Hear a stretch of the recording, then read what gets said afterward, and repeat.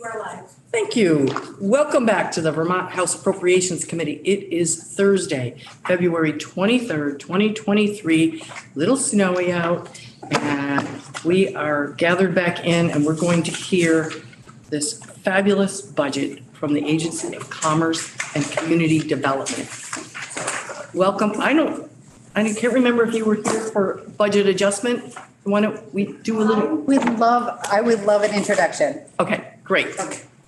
And then we'll go around and then you can introduce yourself for the record and then dig right in. Perfect. I'm Representative Diane Lanfer. I live in Virgins and I represent Addison 3. Great. I'm Robin Shy from Middlebury. Welcome. Pat Brennan from Colchester. Tiffany Boonley from Burlington. Tristan Tolino, Brattleboro. Carrie Dillon, Waitsfield, and I represent Duxbury, Facein, Moortown, Waitsfield, and Warren. Lynn Dickinson, I represent St. Albans Town. I'm Mark Mahaly, welcome. I represent Callis, Plainfield, and Marshfield. Trevor Squirrel, Underhill and Jericho. Woody Page, Newport. Rebecca Holcomb, Norris, Sharon, Stratford, and Thetford. Hi, good morning. Jim Harrison, Chittenden, Mendon, Killington, and Litchfield. Thank you. That's super. Yeah. Okay. So good morning, everyone. I am Lindsay Curley, and I'm the Secretary of the Agency of Commerce and Community Development. And I'm here today with the ACCD, as we like to call ourselves, leadership team to present our proposed 2024 budget. If you'd like to follow along with what I'm going to give you for a very high level, like the wave tops here, you may turn to page 3 of our budget book that we have shared with you. The page that I'm going to speak from looks like this. For those of you at home, Oh, you can find it on our webpage and follow along.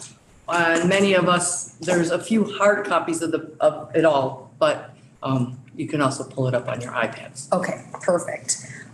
So the Agency of Commerce and Community Development houses 3 departments and 1 division who are all actively engaged in activities that generate revenue to the state's general fund.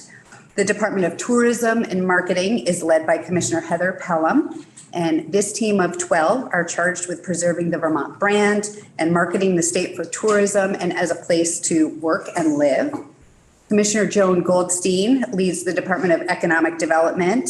Along with her team of 28, they engage with prospective and existing businesses, problem solving, and finding ways to help businesses to be successful. This includes things such as site location, advocating for policy that makes Vermont a desirable place to do business, and connecting them with resources to assist them in navigating permitting and business challenges, as well as helping them identify incentives and funding opportunities that might be available throughout our state, just to name a few. You'll hear from both of them soon.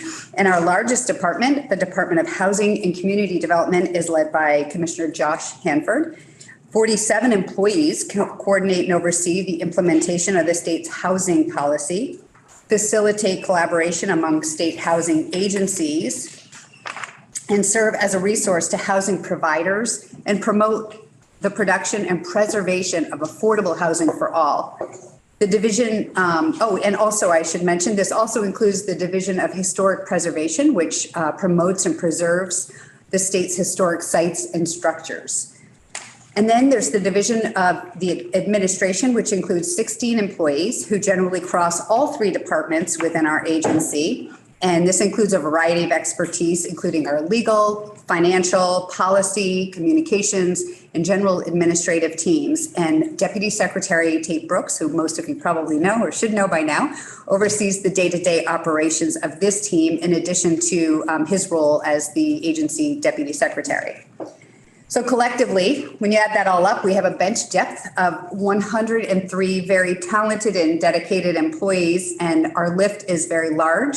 And we cannot do this alone. We're super fortunate to have partners all around the state who are actively engaged in this work with us, helping us to meet our goals and objectives.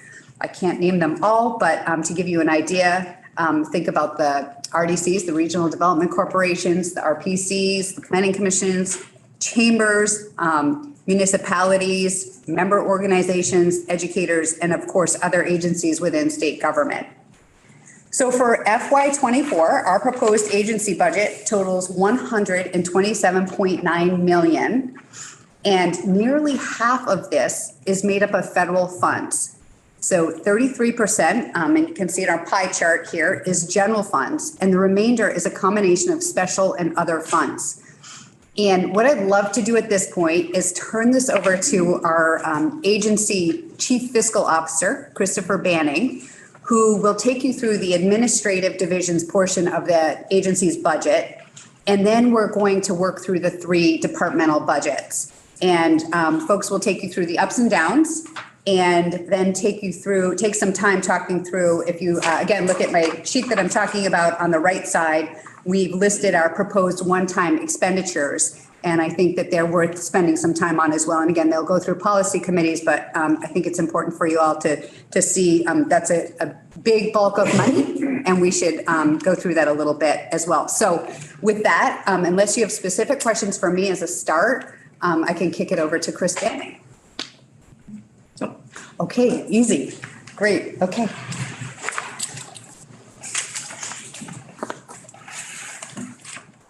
Chris, you're up. You don't have to leave. You can. Okay. No, I'm not, like, there's. Okay, I'll just switch chairs. You're in the hot seat. I know, a lot of people. We like this because we need a lifeline writer to phone a friend. We're all here to help. Good morning, everybody. Good morning. Morning. I would like to just, if there are no initial questions, jump to the ups and downs for administration. Make sure you introduce yourself for the record. It's all good. My name is Christopher Banning, and I'm CFO of ACCB. What page is that? 16?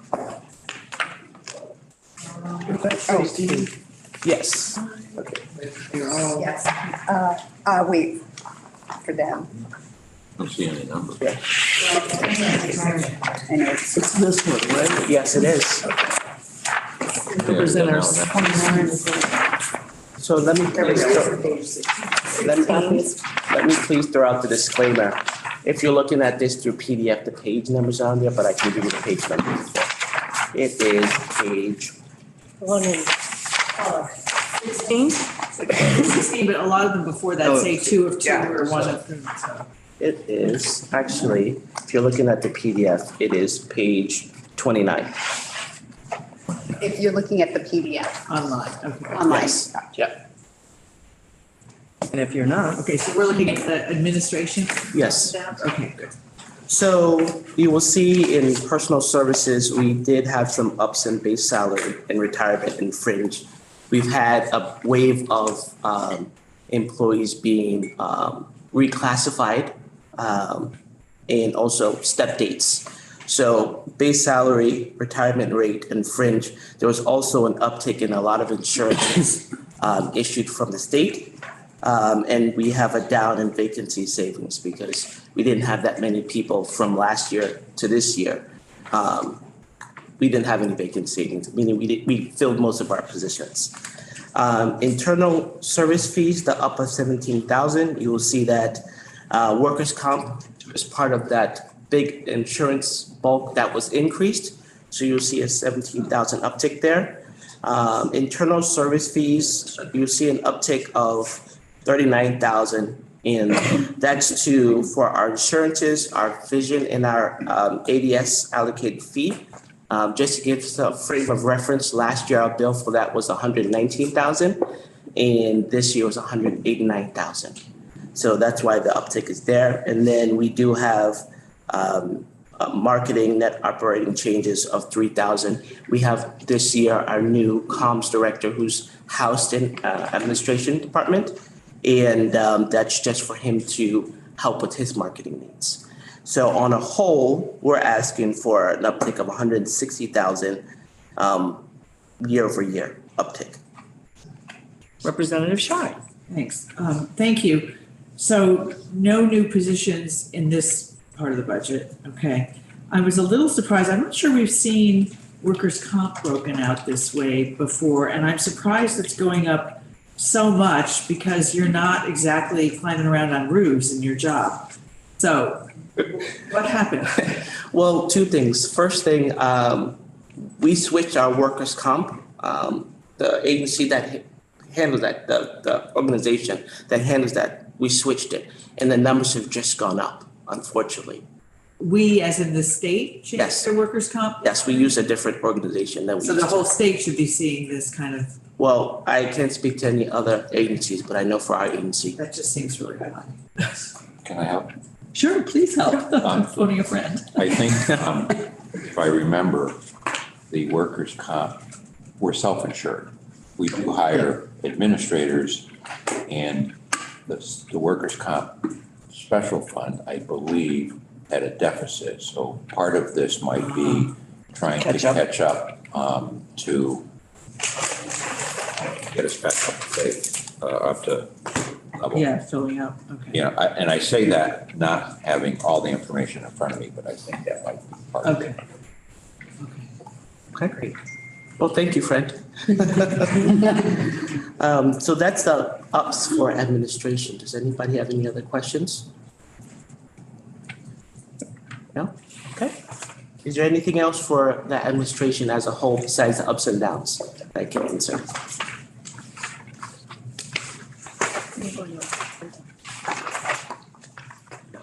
Yeah.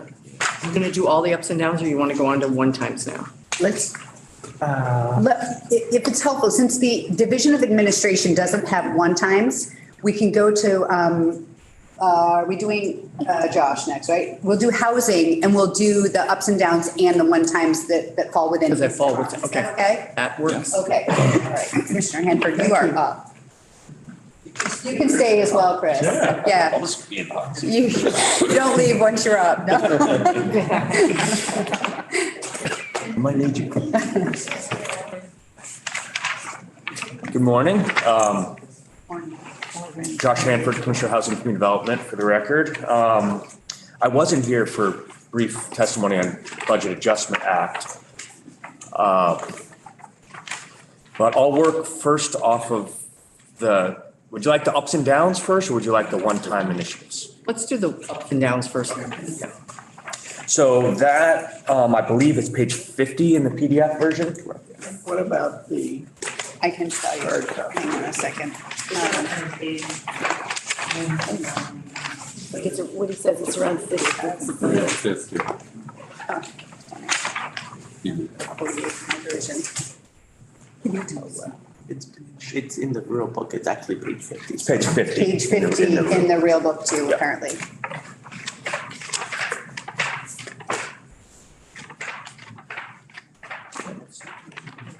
You don't see it, page 50. Let's see.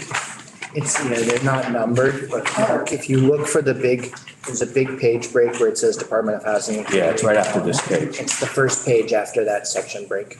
Got it.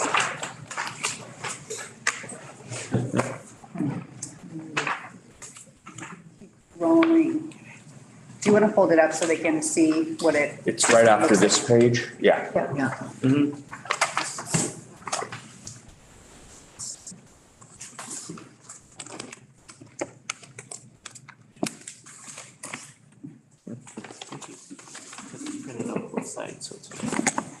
Okay, great. Okay. So, for the ups and downs, we do have an up this year. I'll just run through the general funds first. And a lot of these are sort of pressures of salaries and all the associated costs of employees. One thing that we didn't note early on is our sort of agency size has increased with the pandemic. The Department of Housing and Community Development is up to, what did we say, 41 or 42 employees. I remember a time when it was 29, 47 actually. A lot of those are limited service. They're working on special grants. They're 3-year positions, but we've still had to absorb a lot of costs, as well as a number of step increases and RFRs, employees sort of upgrading their positions, taking on more responsibilities, managing more programs. And so a lot of our pressures and ups are as a result of that. Just a request, if at some point, maybe just a follow-up of across across all 3 divisions, how many reclasses were done for each chunk because you're naming it as both an admin pressure now here. I'm assuming we're going to see it systemically. So how much reclassification activity? Yep. And then also how much of that was requested internally by you versus by the people doing the work? Sure. Yeah, we can get you that detail. I think it is fair to say that during the last few years with the pressure on employees as far as needing to retain our staff to do this critical work that we've been charged with and to, in my case, ensure people are trying to help build more housing and Everyone Eats program, all these critical sort of programs.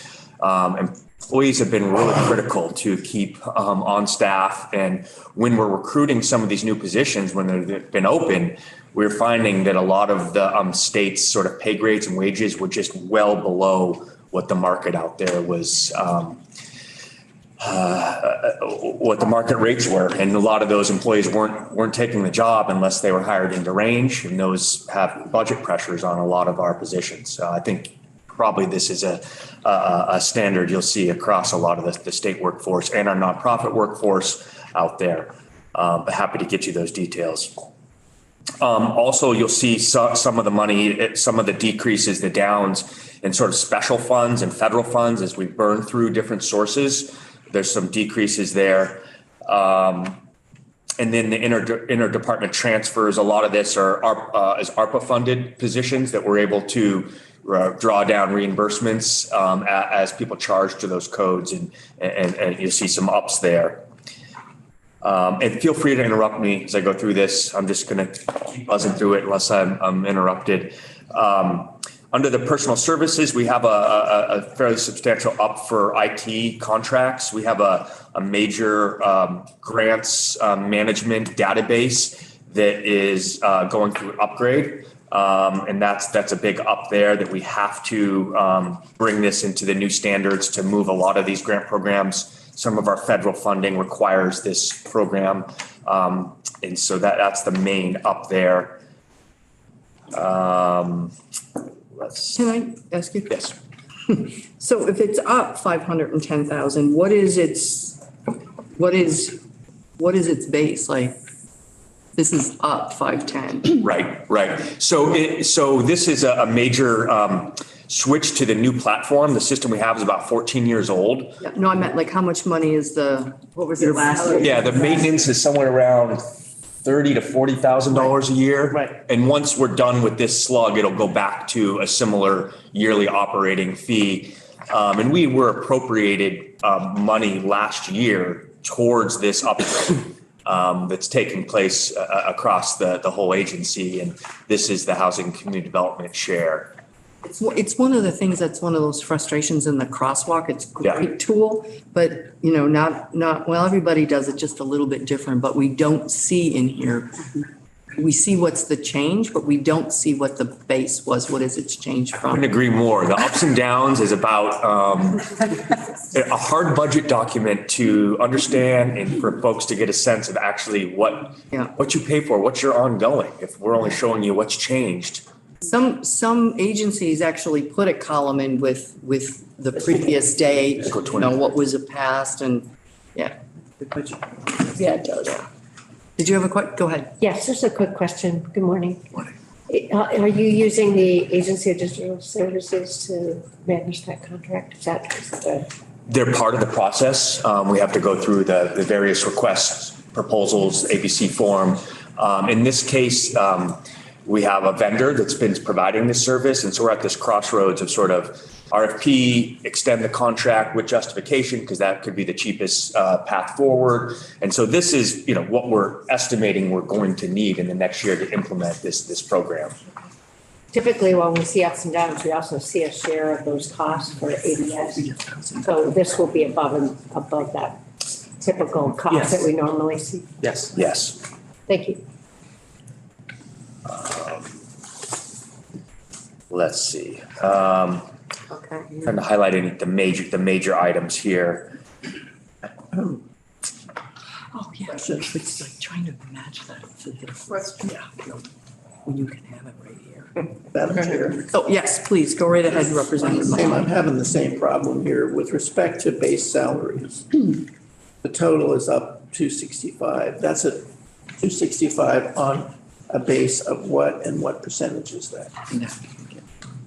Okay, I can take the note and send you that information for all other departments. Well, so if I could add. Maybe it's in the next materials. page is the Yes. roll-up report. Sorry. And then you'll see salary and wages from FY '22. Yep. Tell me, the page numbers on. It's the next page. One right after this crosswalk. Yeah, and remember they're, front and back. Whoops, yes. So. It's the one behind that. Yeah, it's gone. But This anyway, way? I can show you.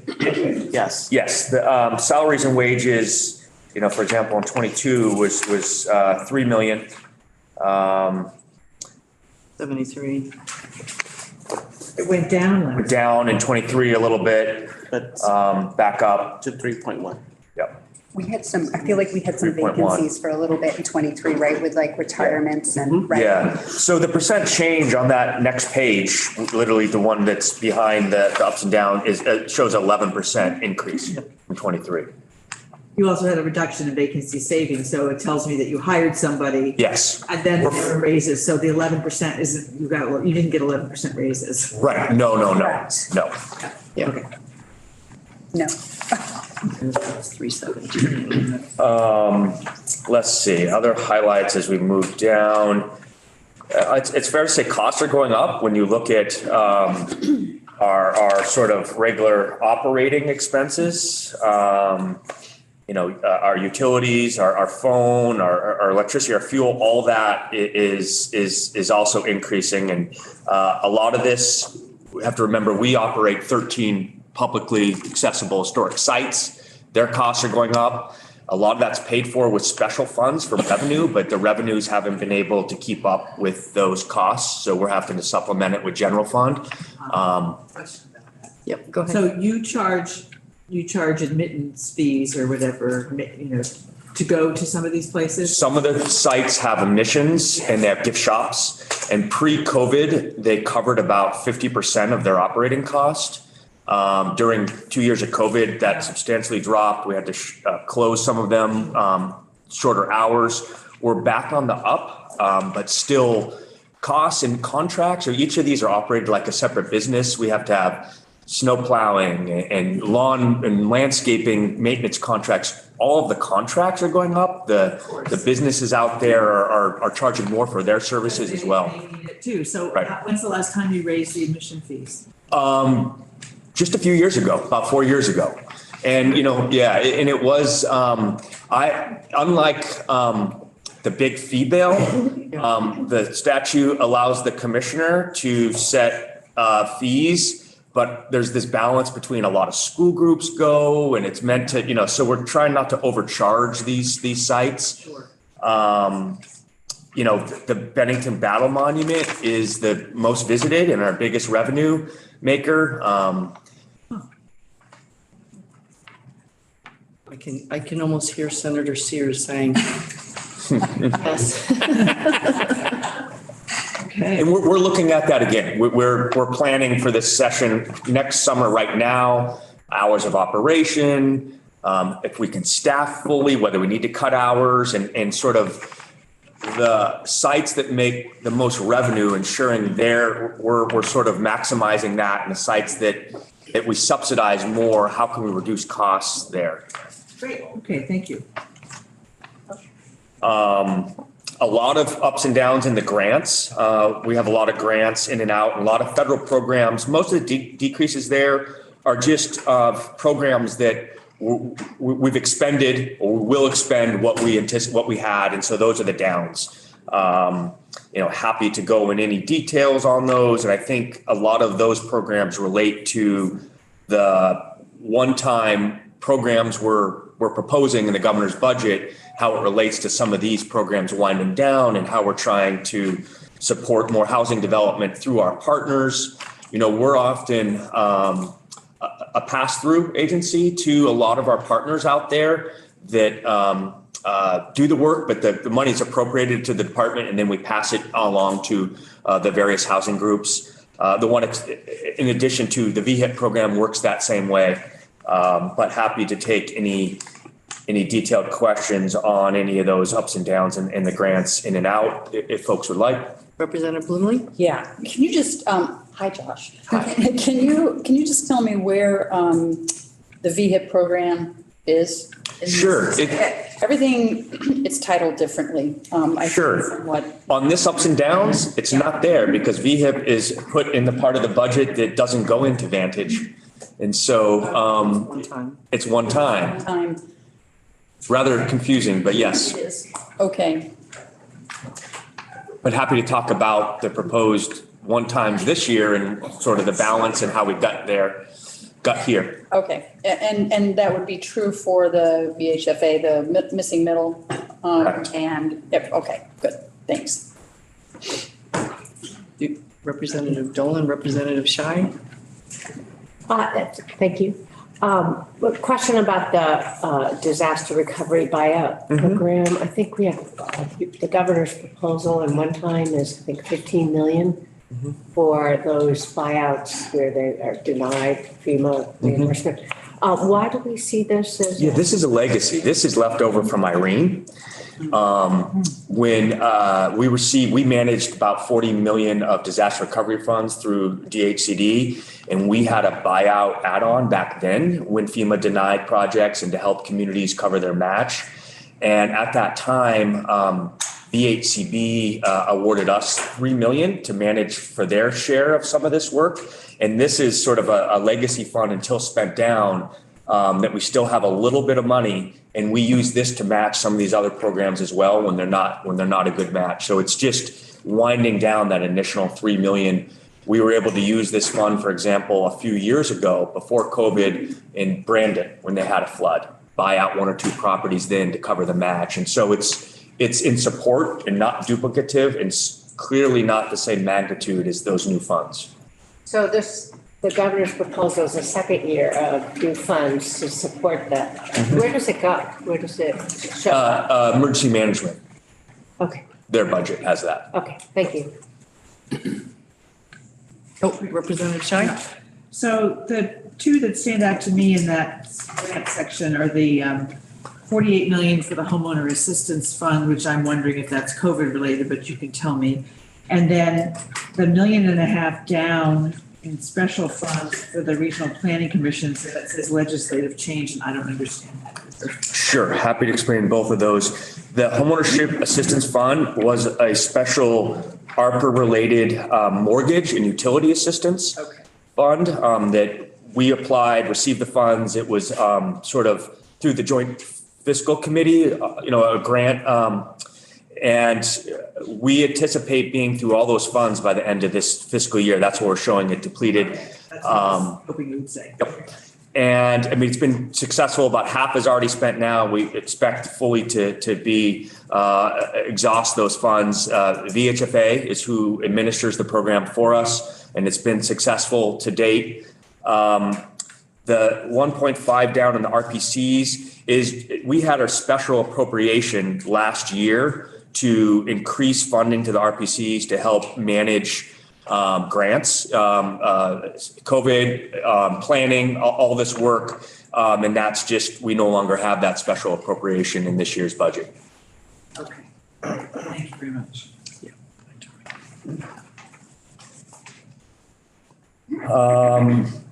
The one I want to point out in here, because it is base up, it's not on a one time, that is something that this committee, the Senate Appropriations, others asked for, was the very last one on the grants, strengthening communities and downtowns. This is support for our designated downtown organizations.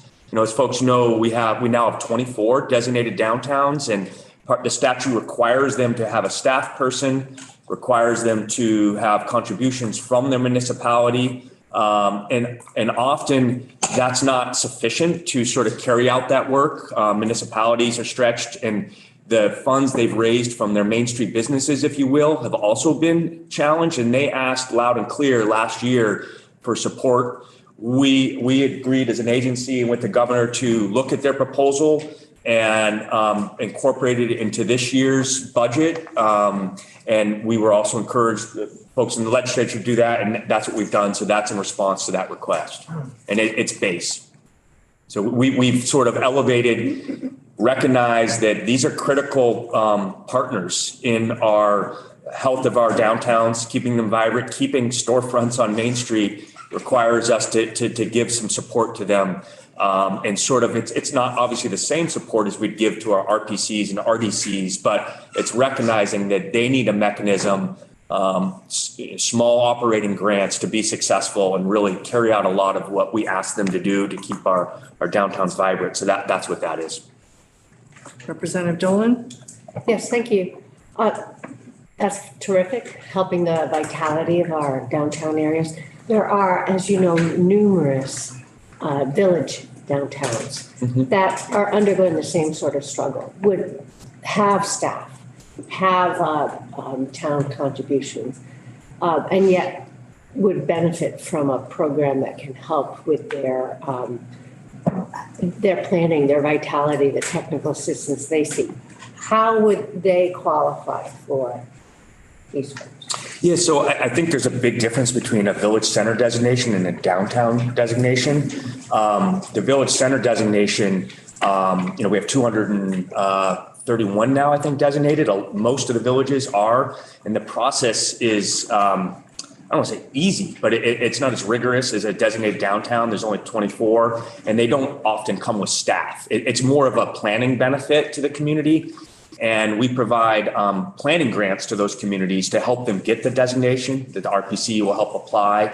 The difference with the designated downtown designation is it requires a separate nonprofit organization to support the businesses. And so this grant is specifically to help that nonprofit organization, that part-time, half-time executive director help them be successful, as opposed to the other forms of assistance we provide to all of the 5 designated areas to get the designation and help them maintain it, because it's based on planning standards, zoning and other work. This is the only program that requires a separate staff person to carry out that sort of, like I said, helping Main Street stay alive purpose. So how many of those designated downtowns then would those communities have local option taxes or some sort of TIFs or some sort of internal funding to support this kind of work, as opposed to relying on a grant program specific? And the reason why, again, I ask is the equity between the rural villages and the more settled downtown areas. I do recognize the economic engines of these downtown areas, and I appreciate the incentives for these downtown areas. I'm just trying to get it, to make sure that we're not leaving our smaller communities. I could get that exact number. Oddly enough, I think many of the communities that have local option taxes aren't actually designated downtowns. I think a lot of people assume like Stowe is or Woodstock that have, they're not, they're villages. Designated villages. So I would have to get that information. For example, like South Burlington has an option tax. They're not a designated downtown. The Springfields, the Newports, the Montpeliers, Middlebury's, they're designated downtowns. And I would have to compile which ones have option tax. I think the support is too. We don't have a local option. Well, we have an options tax, but they don't give very much. We also have a downtown improvement district, so we do a little taxing of the downtown businesses, so they are helping contribute to the work that's being done to help them out. Yeah, I think I value your question and completely that some of our rural communities, have this disadvantage. I think that the structure and to sort of ask them to create a process that has the sort of compliance and rigor of a downtown in order to get funding might also be a challenge for them. I think it's best to support their needs through some of our regional partners. Chamber of Commerce, the regional planning commissions, and ensuring we're providing those municipalities the municipal planning grants and other resources to help them with their needs, but not putting the burden on them to manage that themselves and the outcomes. That's why often we partner with the RPCs to provide that level of support to them, or ensure they can get a consultant to do it, so they're not being asked to manage yet another grant and comply when they're saying we don't have any staff, like we're volunteer, don't have that be the process to get our added capacity, help someone else help us. And I think, we're increasingly seeing other benefits from some of our programs, like the Better Places program happening in villages all across the state where they get the benefit, but they don't have to manage it as a municipality. You have a great nonprofit or a local leader in town that comes up with a great idea, and the fact that they are a designated village makes them eligible for those funds that sort of, great local leadership that isn't officially town government can carry out a project, and we can support their efforts through those sort of programs at a little lower barrier. But I hear your concern. Yeah. Representative Holcomb. I think Representative Dolan asked some of my questions, but there's a higher level theme coming through all of the agencies, which is about how do we build local human capability to do good work on behalf of communities. And when I look at this, I'm just trying to understand the strategy. I mean, for doing that, what's the rationale between building nonprofit capability instead of building local municipal capability? What's the strategy between targeting local municipalities versus regional planning commissions? Because a system that's developed, dependent really on, is there a really innovative person locally who wants to start a nonprofit? That's a really inequitable system. Because it depends completely on whether you already have human capital there to leverage these things. So, to me, the purpose and the value of government here is to think systemically about how you create capacity for our communities to grapple with these incredibly hard issues that are regional. And this, I'm just trying to figure out how this addresses that, because it feels sort of fragmented. I can maybe help a little bit, because there's a whole benefit when a community, I can speak because I was on city council, that was a while ago. So having a designated downtown and this entity, this position that does these things, it's the avenue that you have in order to get grants that the city of Virgins not be eligible for, period. Okay. For the sidewalk improve. There's a whole lot of things that they would lose out on if they did not have this designation. And I know is it 2 years ago that, or was I, because I was in another committee when we did the expansion to the designated villages. That was a really big jump, and it's all community driven if they want it, Right, and I maybe was too broad, and they don't have to have a nonprofit, but it's often the best route. Like some designated downtowns actually have a part-time municipal employee that serves in this function, and then they just gather community members and operate. The community has the option, but often it's easier for them to work with an established nonprofit that sort of serves this role. And many of these communities sort of have a group like that, like in Randolph where I live. It's the Randolph Area Community Development Court. They already existed. They serve that role.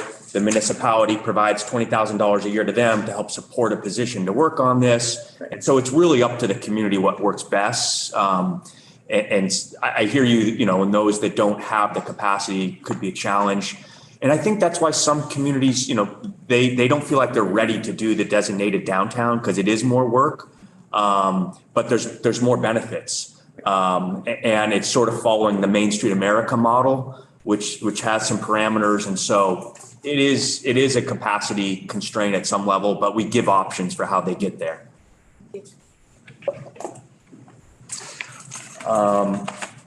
So I think that's the rest of the ups and downs. You can see our total net increase year over year. We are lucky that we did have one of the larger sort of net increases in base, certainly years past, but I think, that's a recognition of, how important housing and community development work is right now, and that there's lots of programs and lots of things happening, and we need some capacity to carry out that work. And happy to jump into the one times. Okay, so direct us to where they are. Okay, so back on that second page that Secretary Curley went over, one with the pie chart at the very beginning. The real second page. Where in the PDF is that? It's like The very page 2 In the or PDF? 3. Yeah. Okay. 2 or 3, probably page 3. It's like, you know, Yeah, it's with the pie chart. right after the front page. I think you got it, Representative Mahali. I've got it. Great. Everyone got it? Okay. So on the right-hand side, housing and community development, ups, one-time proposed expenditures. I want to spend some time on this first one, this 20 million rental housing development program as it's listed here. This is the same proposal that there's probably about 3 names out there right now, depending on which committee started it and who's talking about it. This is the rental revolving loan fund, new proposal that also is sometimes called missing middle revolving loan fund. The difference here is that from last year's proposal about homeownership missing middle, this is rental missing middle. So this is targeted at the incomes of folks that are just above where our affordable housing programs cut off, which is at about 65% AMI and goes up to 120% AMI, or in some of the recent bills that are out there, it moves it up to 150% AMI. So it's meant to support rental housing development at the level that's just above where our affordable housing programs cut off, but not yet able to afford the market rates. What we're seeing and what this is based on is VHFA, Vermont Housing Finance Agency, a proposal that they put together after talking to numerous developers across the state, small ones and small communities and others, that can prove that these projects just don't pencil out. You have to borrow in order to do this without some sort of below market rate lending capital available. The rents that they would have to charge, the cash flow wouldn't work. And so this is meant to be a new tool in our toolbox to build this sort of rental housing just above the affordable, up to where people can make cash flow it themselves. And it's a loan that they pay back. During the period of the loan, minimum 10 years, the rents are affordable to those income bands. They are capped on how much they can increase the rent each year to get more housing into the market. This is a much lower cost per unit than the affordable housing, perpetual affordable housing, where we're spending around $400,000 per unit. These are going to average about $100,000 per unit, and the loan is going to be paid back and it's going to revolve. So more housing can get built in the future through this process. And it's largely following a model that VHFA has put together. Representative Harrison, did you? So I just want to better understand that. So we learned yesterday there's a lot happening up in Newport. And if I were so fortunate to live in Newport and I had a property that was vacant, but it might be a good duplex or whatever, a couple rental units, would this program help me retrofit, refurbish that property and turn it into a rental property? Or who's your target here? Is it? It's new and rehab. And it's a minimum of 2 units to be eligible. But it's also, this isn't going to be the solution to fund the city place housing development in Burlington. I mean, this is not enough money per unit to make that project go on its own anyways. This program will have, priorities for employer incentives. We've had a lot of requests from major employers that are building their own housing now because they need to do that in order to be able to add employees to a growing business. That's not a preferred model. The company housing model went away a long time for a good reason. It's very hard to be both someone's landlord and someone's boss. And so this program will have certain priorities if an employer kicks in a contribution, if a municipality kicks in part of their ARPA funding, because they're saying housing is the largest priority. This will allow a sort of stack of different incentives to be added to really fund the best projects where we're getting the most bang, leverage, and it can be rehab and it can be new and it can be rated with other affordable housing. This could be mixed income housing where some of the units are deeply affordable, some are at this middle income market rate, and work together where we don't have a program like that in the state. This is sort of a lot of educating folks on what this is. I'll tell you that most states have a program like this. Vermont just doesn't. And so this is a tool that we've been missing in our tool belt. You mentioned company housing was from a bygone era. I would challenge you on that because it's coming back because it's the only way. Desperation. Yeah. I mean, I see it happen in resort areas. I see it happen in hospitality industry. I mean, UVM. Absolutely. I don't think they want to be doing that though. No. But Forest Parks and Rec haven't asked for money to build for housing for their employees. Right. I have 2 housing staff that are here to work on the housing problem. Well, they can't be here to work on the housing problem because they can't find housing. So one of them just left because they've tried to move to Vermont for 2 years. will this be available for those businesses that want to provide housing for employees? Yes, through an indirect, like, they, like what UVM did, there's a developer, there's a builder that they've communicated with, hey, we'd love you to build some housing. We're going to master lease, what have you.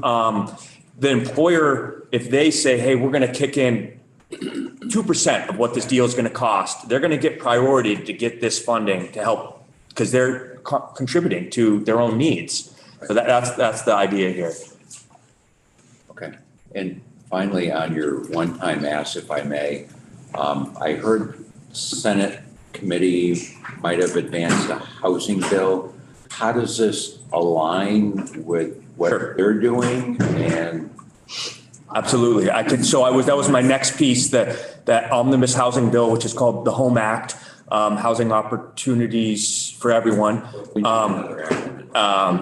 Has 20 million in for this program, which is the same as the governor's recommend, as well as on the House side, there's H111, which is workforce housing bill, also has this same program in its bill. In addition, they both have the VHIP money in there. The governor's proposed one time was 15 million. Both of those bills have 20 million in it, so above the governor's recommend. Also, those bills both have this municipal and regional planning fund in it. The Senate bill has 750,000, so a little above the governor's recommend of $500,000. And I believe the House bill has $1 million. And that is to help communities make these bylaw and zoning changes to enable more housing. Since we're telling them that they need to make it, we need to help them get there. And then those are sort of where the housing programs stop. But thank you. Yeah. All right, so I have Representative Schy, Representative Dickinson, Representative Bloomley. And then. Great. So just back to this $20 million proposal. The borrowers would be the developers. Is that correct? Okay. Correct. So this is a revolving loan fund. Who is doing the underwriting? Who is going to manage the program? Vermont Housing Finance Agency. VHFA. Which is the largest affordable housing lender in the. Yeah, I know VHFA. I just didn't want it to be you. Yeah. So that's Neither did I. So that answers my question about IT stuff, because they've got the infrastructure in place to just roll through this program. And they can go out to the market, leverage this, expand this pool. That is what I wanted to hear. And how did you come up with 20 million? It was based on a need. It could be more if we had more resources. But I think one of the things we've all learned about this housing crisis we have is we're spending over $380 million already on housing. We simply as public can't buy our way out of this housing crisis. We need the market to work better. We need to deregulate. We need all these things to come together to help solve this crisis. So it seemed like the right number based on sort of the modeling of how many units we think we can get at these different income bands to right size a new program. Frankly, if it was only 5 or 10 million, it wouldn't really be cost effective to launch a new program.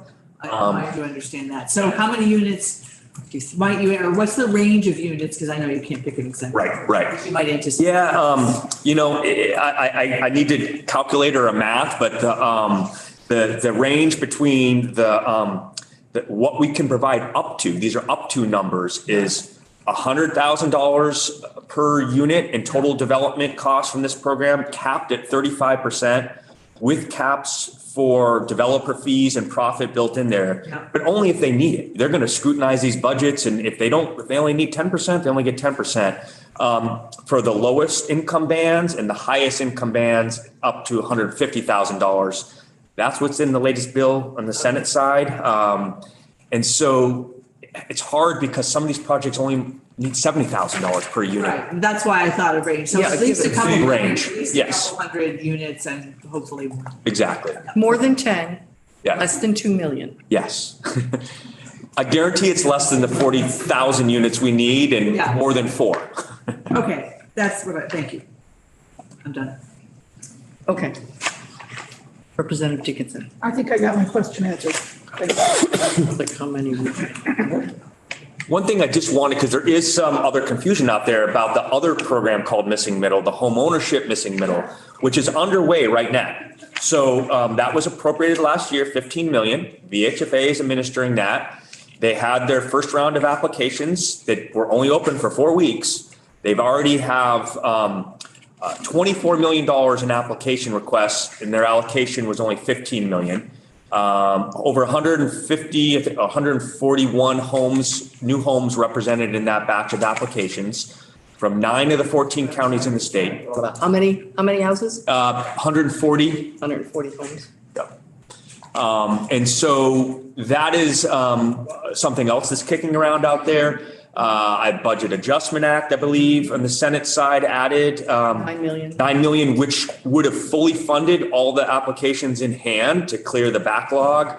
And in the Senate Omnibus Housing Bill, they added another 20 million to continue that program with tweaks that the Rural Caucus bill has to give more geographic preference to some rural areas if there's new money. So they're both referred to as missing middle sometimes. The difference is one is for home ownership development and one is for rental housing development. The rental housing development has a process for these funds to revolve through a loan. The home ownership structure can't really do that because the subsidy stays in the home so that the home is less expensive to the next income qualified buyer in perpetuity. So it's not a loan program there. So it's not a loan program. It's a subsidy that then decreases that home for subsequent buyers over time. Developers. Yep. Buyers. Oh, to the buyers. Hey, can I? All right, I'm sorry. Go ahead. Second. Yeah, you still have the middle and then bam, bam. Missing middle homeowners VHFA that we heard about yesterday. One of the questions that came up on that was about the permanent affordability of this. If there's a subsidy, this is a VHFA mortgage, but you just said, if I heard you correctly, there's a subsidy that keeps it, that carries forward through the house for the next buyer, which to me sounds like permanently affordable. Yeah, I can explain that. There's actually 2 components to the funding, so it gets really complicated. There's the developer subsidy, which simply covers the cost to build that house and what it needs to sell for. So what we're seeing is a small 2-bedroom ranch is costing $400,000 to build, no profit. So, but yet the appraisal from the bank is only going to allow them to borrow $350,000. This is, basic. Try to keep the math simple here. So there's a $50,000 subsidy in that case to the builder so that they can build the home that they won't appraise for. Then once they've built it, they're done. Whoever is selling that home, whoever is getting the mortgage for it, that buyer that's between these income bands, their income suggests they shouldn't pay more than $290 for that same home. So then they're getting a subsidy to bring down the cost of that home so that they can afford it. That subsidy is staying in the home in 2 ways. The bill required that a third of these projects are the shared equity model, the perpetual affordable model that a lot of our nonprofit developers use, where they retain 75% equity in that home in perpetuity. Those shared equity homes have a much higher subsidy in them because you need to get that value down to more like that cost down to more like $200,000 because they're targeting households at incomes of 80% of AMI or below. The other 2/3 could go to higher income brackets, folks from 80 to 120. And that subsidy is much shallower. Say it's $100,000 or $70,000. It stays in the home, but it doesn't accumulate over time or grow. That if it was a $100,000 subsidy, say that homeowner sells the home in 10 years, that $100,000 is deducted from what they get when they sell the home, and it stays with the next buyer so that the next buyer in those income ranges has a cheaper home. It's not exactly the same as the shared equity model. The shared equity model requires about 3 times as much money per home, but it's forever much more affordable.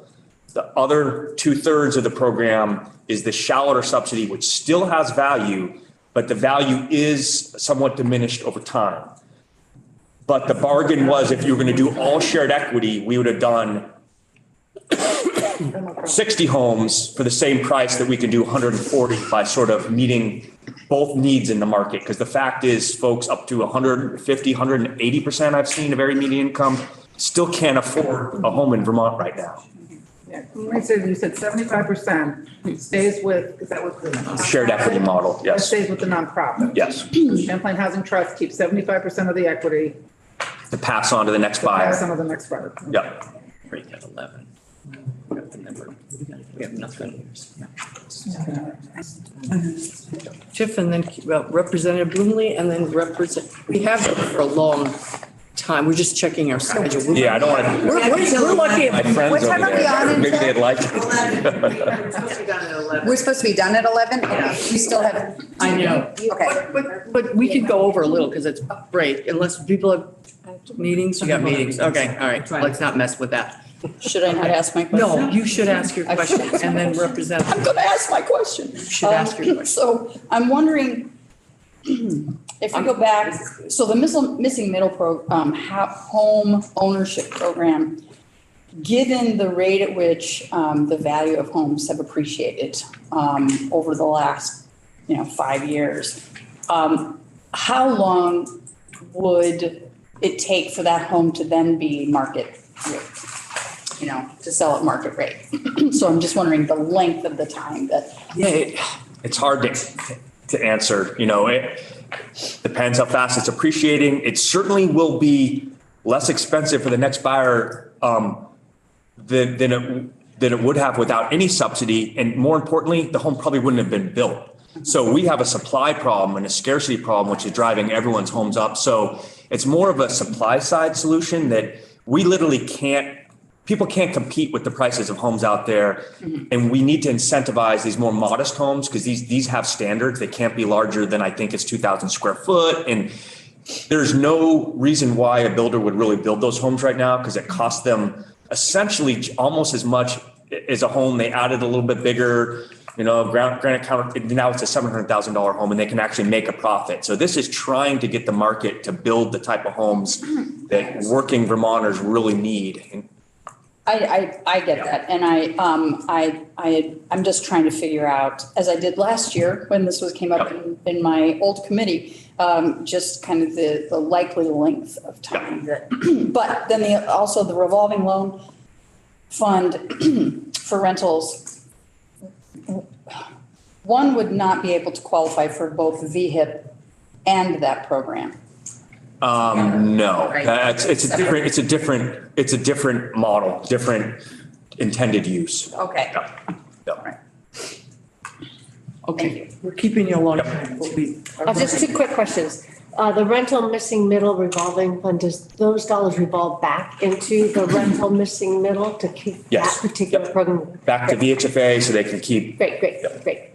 The other question is regards to the other model relating to home ownership and the missing middle there. Are there restrictions in terms of prevention of having those units go into the short-term market or second home ownership? All of these programs with public subsidies all have a covenant on them.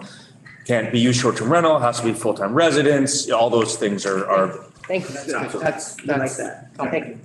Same with VHIP. Anytime we're putting public money in, Great. it has those restrictions that we can monitor. Why don't we say that we want you back for a private tutorial on all these? Okay, I might bring a friend with me, Maura. But the other things, I just don't want to skip over these others. Because there's a lot more, the VHIP Yep. you're familiar with. The other that I didn't talk about yet are the land value tax study. Yeah. So this is an idea that's been kicking around for a while, and this is a study partnership with the tax department. I have a lot of interest from legislators on this too. The idea here is a different model for looking at properties in our, downtowns, our areas that have infrastructure, water, sewer, roads, broadband, things that the public is all paid for. When a property is just left to fall into disrepair, the communities are trying to penalize, and there's a different model for that. And what you do is you tax it on the acreage. Our model right now sort of provides a disincentive for folks to reinvest and have their property assessed at a higher value, and therefore, lacking improvements if they just want to pay their fines and sort of their properties just hang on to it and do nothing. This would change that, because if you're in a certain zone, communities have to adopt this, where you're having all those public services provided for you from the taxpayers, you pay your property taxes based on square acreage, not on how much it's worth, to encourage you to invest, add upper floors, units, and reinvest in it, as opposed to try to seek, your assessed value going down because you're intending to just sit on this as an investment or whatever. And so this is a study. There's a few cities around the country doing this. There's a really great sort of national consultant, international, that we've talked to a few times about this. And so that's what this is. It takes a lot of tax policy, is a big deal. I get it, but it seems something we should look at. There's, all right, I'll just ask a quick one here. Yep. So let's just say there's in a downtown area or within designated area, that there are many buildings that I drive by maybe often that are just been in disrepair. There's nothing happening with them. Right. Decade and a half, and you just want to. Right.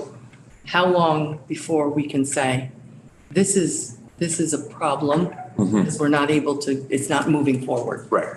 Exactly. So that's what if this policy was implemented after a study and Ways and Means, everyone liked it, that's what that would affect. Because give you the same example, right on Main Street, downtown Randolph, there's 2 homes that have been vacant, abandoned, falling apart for 10, 15 years.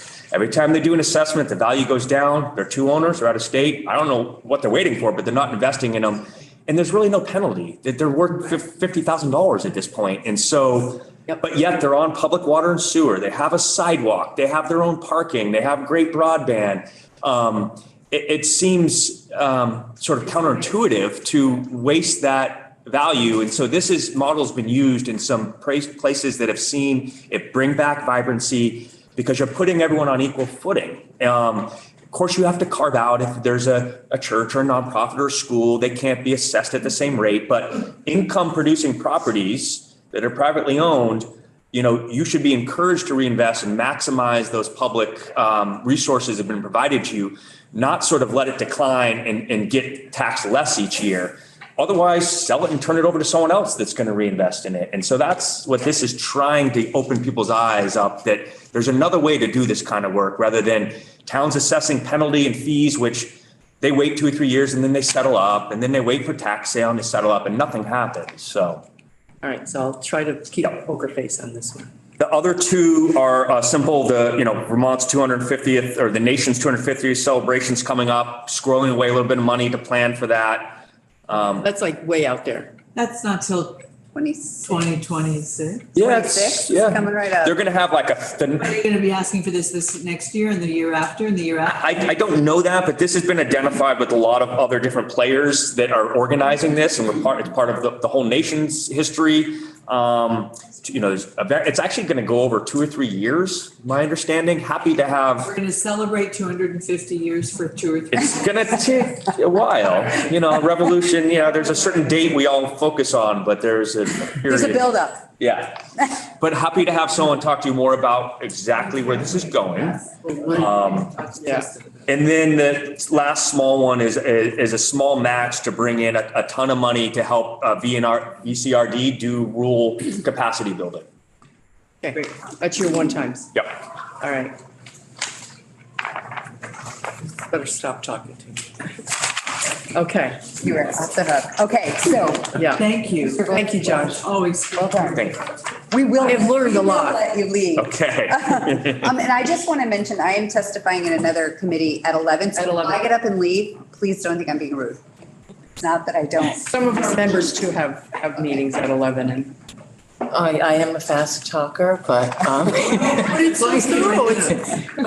Joan Goldstein, Commissioner, Department of Economic Development. Where would you like me to begin? I could start on one time. Why don't we start there because we have the paper. Okay. Does that make sense? We'll save time. Thank you. I know most of you, maybe most of you know what we do in economic development, but just very briefly, there are a number of programs that we manage to inspire businesses to locate, grow, retain business here in the state, train employees, redevelop brownfield properties, as well as inspire some of our regional development corporations to do the same. So some of the one-times that'll resonate with that overarching sort of theme.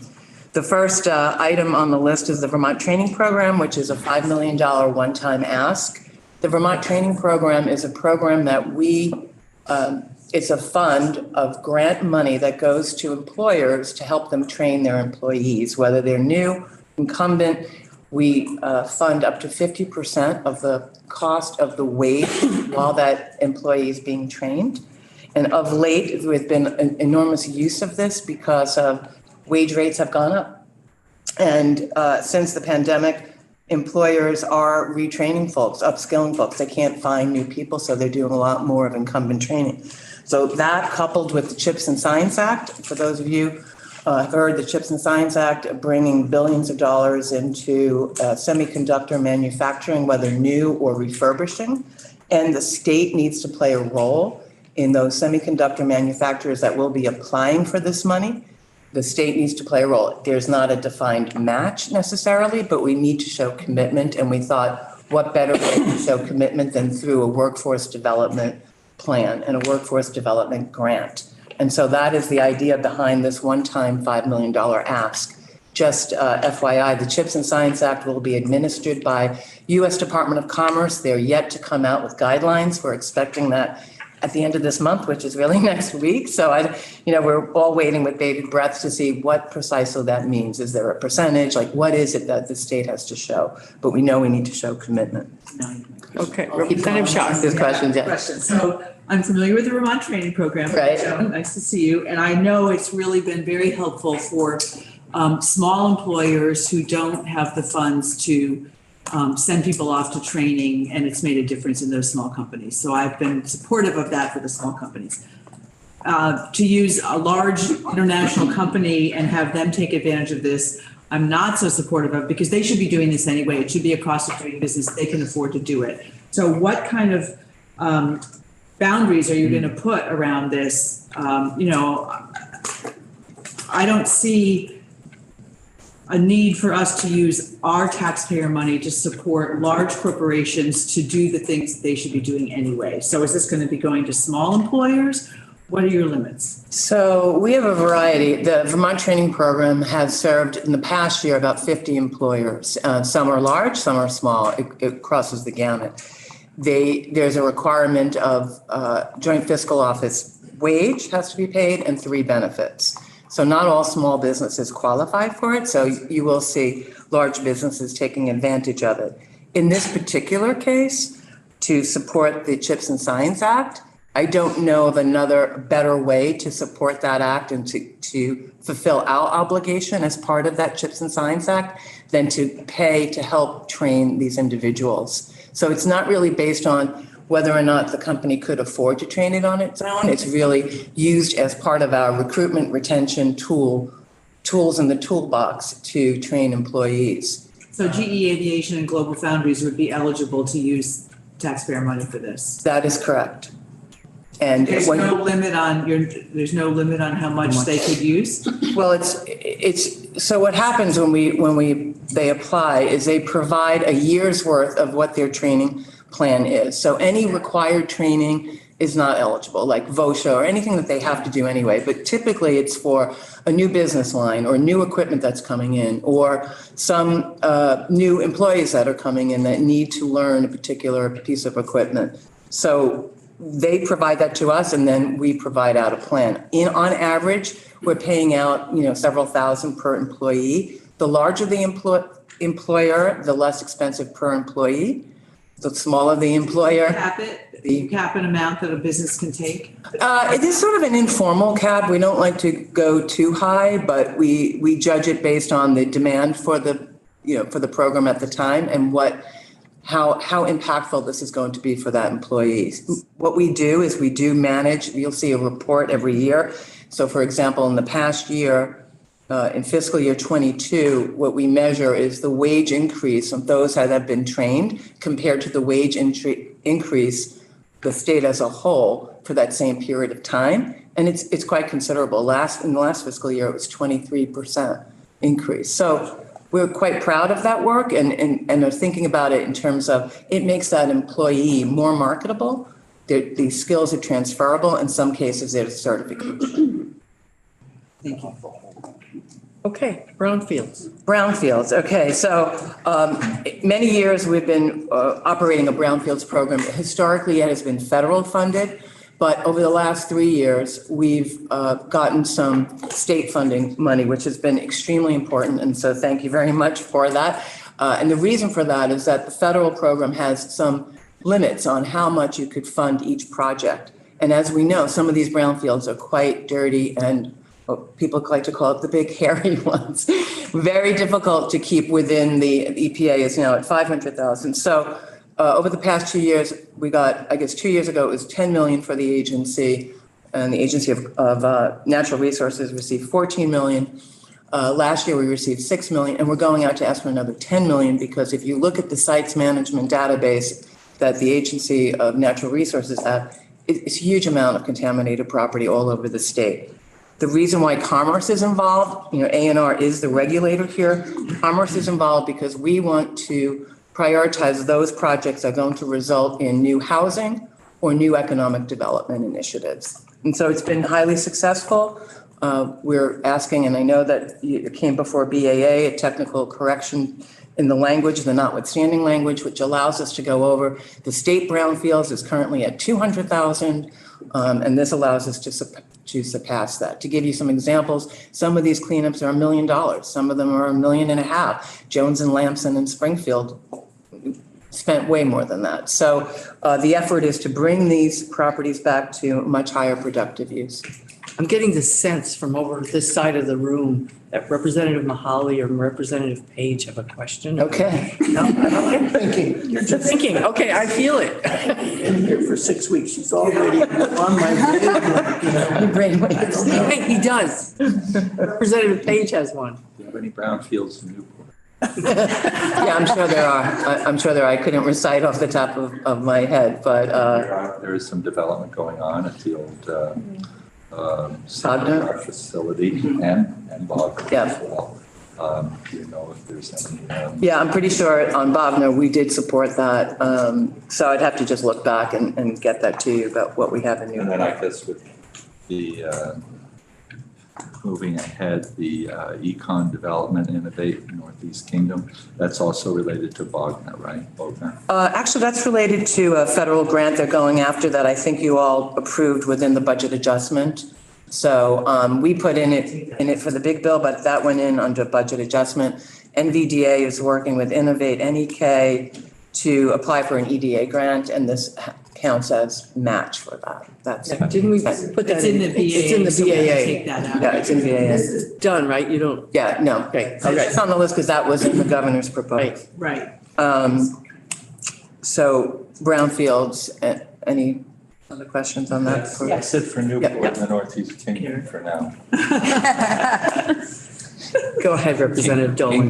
Good morning, Commissioner. Great to see you again. Thank you. And thank you for this program. It's critically important across the state. Yes. Because of, as you described, the amount of contamination, unfortunately, that we have and the needs that our communities have identified in partnership with you all. So during budget adjustment, though, we gave you all that flexibility. Statute is half the EPA. Right now, the statute needs updating. It's half the caps are half what EPA has. So we need to at least bring that to the EPA standard. Are you suggesting here another year of eliminating the caps, or would you just see this as an addition to our ongoing state initiatives for brownfield remediation that would respect what's currently in statute?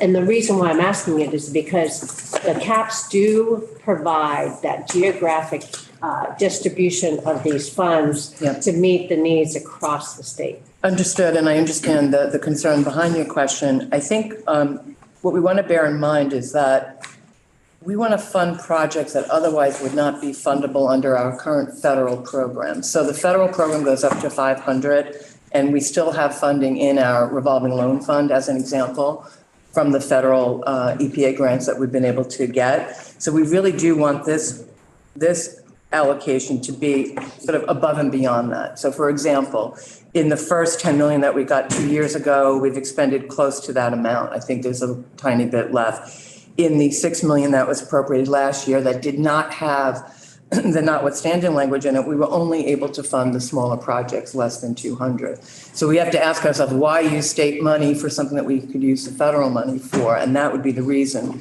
to also want this to go under the notwithstanding language, if that makes sense. Yeah, that's helpful. But to know that because we have statewide needs. Yes. Number two, there is some value with the statutory priorities because it brings together two agencies with a common goal of providing a service to the public. Yes. When we don't use the statutory priorities, we tend to not create the incentive to bring of two pillars, two silos coming together with a common set of agreement as to what the priorities should be. We do follow the originating statute of the Brownfields Fund. So those priorities, there's 6 or so of them. What we do, though, in the agency's bucket is to focus primarily on housing and economic development. Bear in mind, the committee that decides these is a combination of DEC, ACCD, and RPC and RDC. So we're not going to throw those priorities out. It's just that we're going to focus the commerce money on more housing and commerce. And my final question is, do you provide any reporting on the brownfields that you remediate in various we receive? Yeah, there was nothing statutorily required, but we do have a report, and there's a PowerPoint that I could bring and send off to you about where we sent it, because it was pretty geographically dispersed. Now, but it's helpful to see that over time. So. Yeah, no, that would be, we could do that. I know that you've introduced a bill to that effect, right? Okay. Only because I think there's so much interest in this. Yes. Especially to address our priorities. Thank you. We are just so curious. We just start to see possibilities everywhere. Thank you. So I want to, we got time, and then we need Heather on tourism, right? Okay. Because I just realized that our break is actually our lunch. Right. As well, because we come back at 12:30 for 4 hours with A&R. Okay, maybe I'll skip over a new worker only because it's not a new program. It's an existing program, but we're asking for more funds, but go into what a new program is, what we're calling Rural Investment and Development Grant. And so this 10 million one-time ask is to foster development of industrial properties. What we found through a combination of our Montreal-based representative, we have a short list of prospects from Canada that are interested in coming into Vermont. What we don't have is an inventory of ready buildings. We could say we could build a building. Well, it's going to take at least 3 years, maybe 2 years just for permitting. So it's a disadvantage. It leads to our vulnerability. The other thing we're finding in places like Brattleboro, other regions of the state, they have growing businesses, yet they also don't have inventory. So this idea is to create a program where RDCs or local development, basically a nonprofit development corp, could get this money granted to them to either purchase property or permit property or bring infrastructure to property or use this as a down payment to build out a building utilizing the current VITA structures for them to do so. And in this way, when they hold that property and then get to resell it, we would get the funding that we originally gave to them, we would get that back, and we would just continue to do that. I think without an inventory, we're going to be at a distinct disadvantage to places like Plattsburgh. That's where we're competing with. All over the country, local development corporations do this sort of work, and that's what we want to incentivize and create. Registry. So like the rental registry for industry? Well, we did have an inventory. I know there was a site on the website years ago that we were supposed to all put in our vacant buildings. Yeah, we still have that. We still have that site, but what we're finding is this. So a particular Canadian company says they need about 50,000 square feet. They want to be close where they could go to and from Montreal in a day. There's nothing for them in Franklin County, nothing for them in Northeast Kingdom. So and they don't really want to go further south. Like there are some buildings in Bennington, as an example, right? So it's just like, how do we prevent that situation from happening? Yeah, they've got a big hole that they could put something in. So do you have like one, I don't want to ask you a lot of questions about this because I'm conscious of the time. Do you have a little one pager or write up about this? Could you just send that to Tristan and then we'll all be able to take a look at it? Thank you. Yeah. Okay. I mean, I could stop there. I could go on. I could talk The next ups and downs. We've already done that one, and we'll make sure that we get Sure, you them. have a question? Oh, yes, sir, go ahead. Question. In some of the verbiage, I see where there's monies appropriated for the EV5 situation. All right. Are we coming to an end? Yeah, that is coming to an end. I mean, that was basically, there was a settlement that the state made, and that settlement was residing in the AG's office. And the intent of those funds was to help economic development within Newport. And we created a grant program last year. So I think there's a timing issue in why this is showing up in this year's budget, but it's basically interdepartmental transfer is what it shows up as. And there was also residual, I think it's like $60,000 that was funded by the Stenger settlement. And yeah, that money is pretty much spent or in the process of being spent. Grants have been obligated. Do you have one? We're just I'm just looking at your ups and downs. I find it, and I know we have to move on. It all looks pretty standard. You're asking for an additional 200,000 to the RDCs who haven't gotten any money since before when I was there. 2009, maybe, yeah. At least 10 years longer. And then a little bit to the SBDC as well, which supports our small businesses. Yes. And it's to bring them up to what they could pull down their full federal with a full state match. This brings them to that. Money on the table, but correct. Okay. Maybe I should go backwards. That's great, yeah. HCD was a really big, near the back.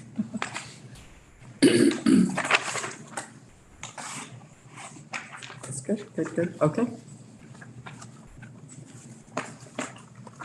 Good. Should we get tourism? Thanks, everybody.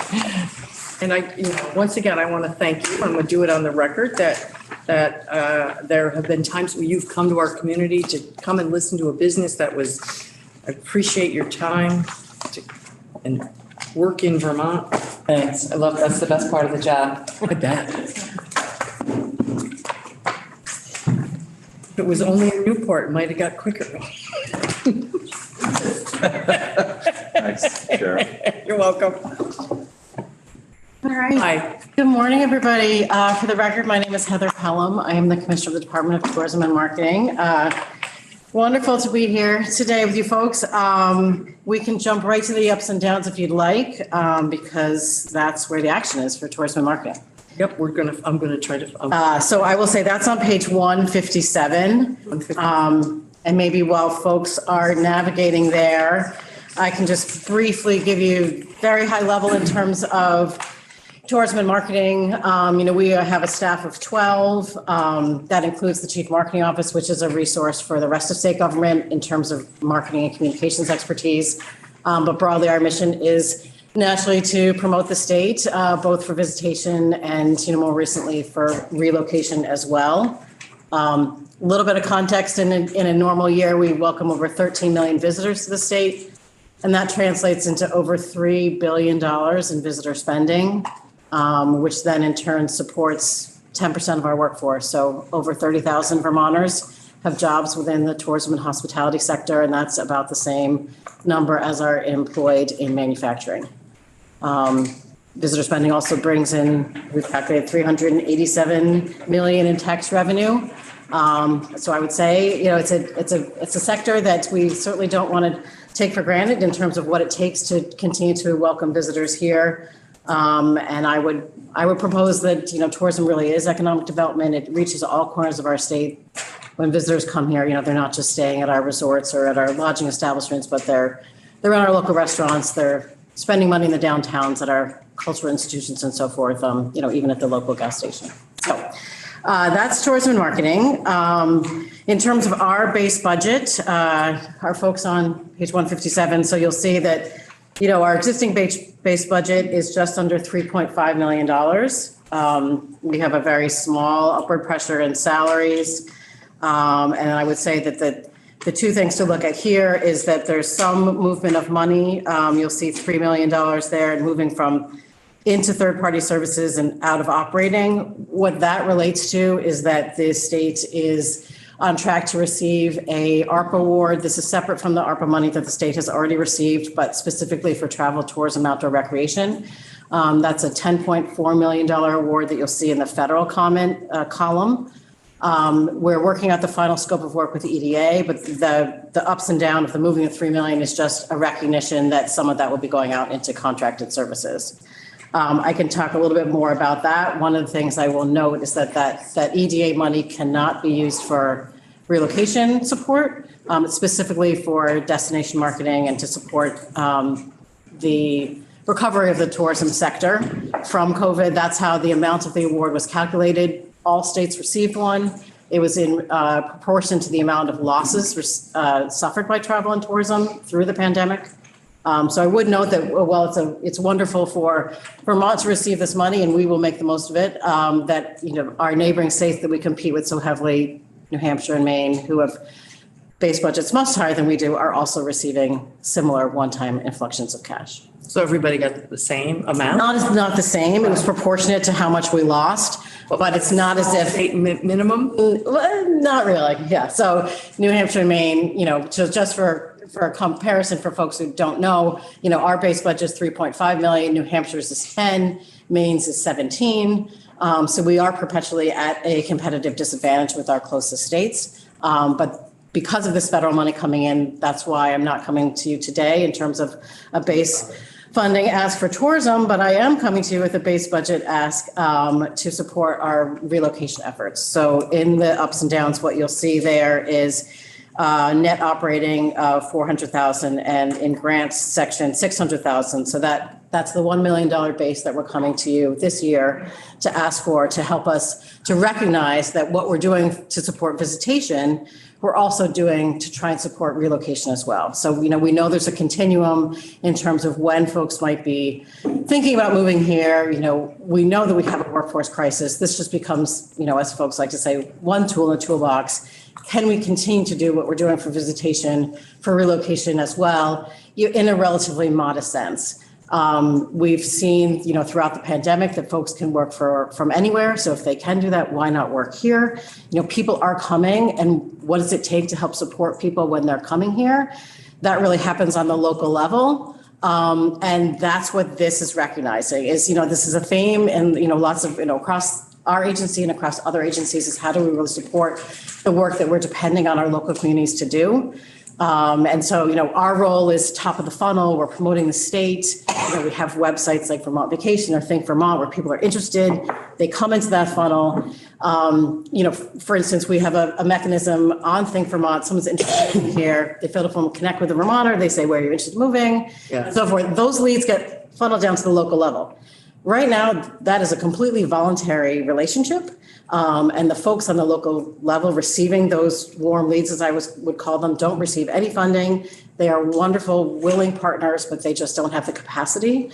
And so this base funding would help us create grants that we could then support our partners in this effort who've basically told us, we really can't help you anymore unless you help us with some capacity money. So that's brand new. This is being new. $1 million that's brand new. So correct. Sure, go ahead. So the 600 who gets the money? Is it the people that think they want to relocate to Vermont, or is it? No, this is for the local organizations who are. What would be a local organization? So it really varies right now. And we understand that one region is not like the other necessarily. But Right. examples. So RDCs, downtown organization, Chamber of Commerce. So we're already giving more money to the RDCs, and we're giving more money to the downtown organizations. We just heard 800,000. This is for a specific scope of work that would not be covered in what they are doing elsewhere. And it really depends on the region as to who the appropriate organization might be. So I don't think we can, just say assume it's going to be the same everywhere. So there are some communities, like Rutland, that have a program that already does this. There are, some, so there they have an organization. Folks in the Northeast Kingdom, they work with Discover St. Johnsbury to do that work, but they all have other missions. They're only helping us sort of out of the goodness of their heart, which we appreciate. But we know how critical they are in this. And we also recognize that if we're going to be able to, track performance and how much this is working, if we actually had a relationship with them where we could get those metrics back, then we would understand more and more how successful these efforts are. So what we're looking at is that we would have the regions identify who's the correct organization that makes sense for them in terms of their skills and so forth, requiring letters of support by others in the community, the region, again, one entity per region, as to who makes the most sense to have the scope of work supported, which again is that local concierge type service. And so the marketing for 400,000, what is that specifically for?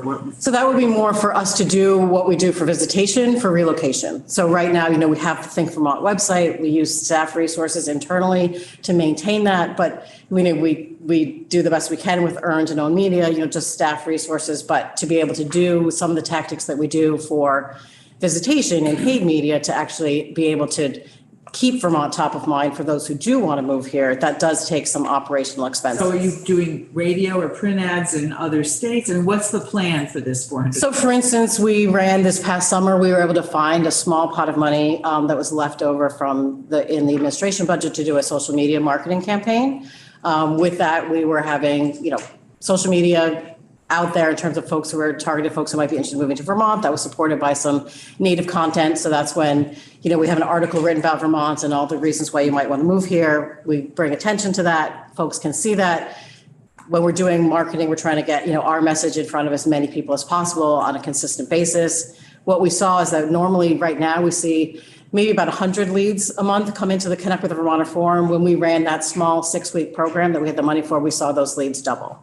So it's getting us in front of more people to make sure that we are making sure that they're considering Vermont as a place to live and work. Okay, thank you. May I ask one clarifying question? Yes, ma'am. Good morning. Good morning. You've done terrific work. I appreciate that and the support of the regional entities. So I feel that Vermont's so fortunate to have someone with your caliber. My question is in regards to when you said one grant per region. I'm in a region with a number of different partners, whether it's a small chamber of 3 towns, with a countywide chamber. So what do you mean by one grant per region when we ought to be facilitating that collaborative spirit as opposed to competition between? Agreed. That's the last thing we want. We don't want this to be too diverse an effort. What we're looking at is that at least what we see when people are moving here, they may not know exactly what town they want to move to. They might be interested in moving to Chittenden County. They might be interested in moving to Northeast Kingdom. They might be interested in moving to, again, Central Vermont. So one entity who can speak to all the communities in that greater region. And again, using Northeast Kingdom as an example. So we work right now with Discover St. Johnsbury. They're not just telling people about St. Johnsbury. They're telling folks about that entire region as to where they might find the resources they're looking for. We also find that our regions are, it's quite a collaborative effort in the terms of okay, we might not have housing here for you, but have you looked at Brattleboro? Have you looked at Bennington? So we're not looking, we don't have enough money and we're not asking for enough money to give a little bit to everybody.